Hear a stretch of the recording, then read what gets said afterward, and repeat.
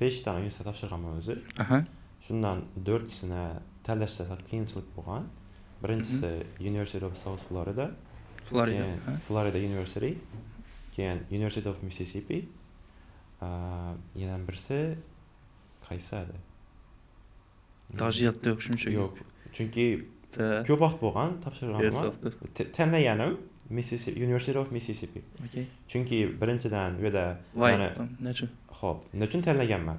Birinchidan meni u yerda tanishlarim bor edi. Meni tayyorlagan, ya'ni viza intervyu tayyorlagan og'alarim bor edi.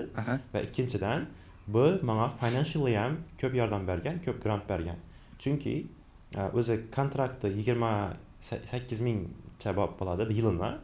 Menga shundan $26,700 grant bergan. Menda $1,300 yilina to'lash kontrakt olgan. Like in Uzbek $1,300 Amerika kontrakt. Amerika kontrakt olgan.